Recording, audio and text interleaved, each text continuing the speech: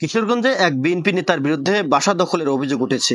এমন অভিযোগ এনে সংবাদ সম্মেলন করেছে ভুক্তভোগী মকসুদুল আলম পাশা। অভিযুক্ত মনিরুল ইসলাম শামীম জেলার পাকুন্দিয়া উপজেলার সুকিয়া ইউনিয়ন বিএনপির আহ্বায়ক। সংবাদ সম্মেলনে অভিযোগ করে মকসুদুল আলম বলেন, ১৯৮০ সালে নগোয়া শ্যামলী রোড এলাকায় মালি হোসেনের স্ত্রী জুবেদা খাতুনের কাছ থেকে ৬,০০০ টাকা মূল্যে ৫.৫% জমি ক্রয় করেন তহুরা খাতুন। এরপর সেখানে বাসা নির্মাণ করেন। নির্মাণের কয়েক বছর পর মকসুদুল আলম পাশার মা চাকরির সুবাদে ঢাকায় বসবাস করে আসছেন।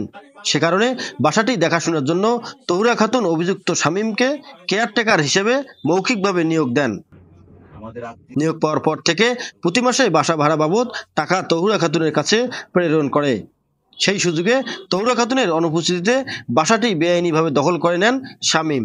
দখল নিয়ে পুনরায় শামীম মিয়া বাসাটি ভাড়া দিয়ে দেয়। বাসাটি উদ্ধারের জন্য গত বছরের ৩ ডিসেম্বর ভাড়াটিয়া বরাবরে লিগ্যাল নোটিশ পাঠানো হয়। এতেও কোনো কাজ না হওয়ায় কিশোরগঞ্জ সদর মডেল থানায় সালিশ দরবার করা হয়।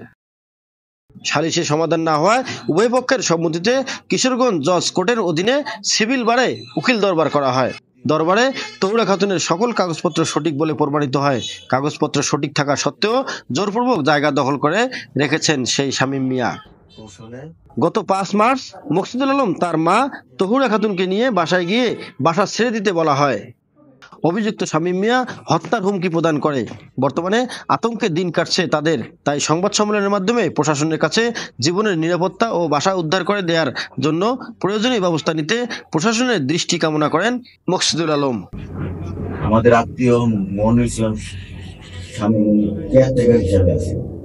কেয়ারটেকার হিসেবে থাকা অবস্থায় নানান কৌশলে এবং কাগজপত্র তৈরি করে এবং সেটা দখল করে।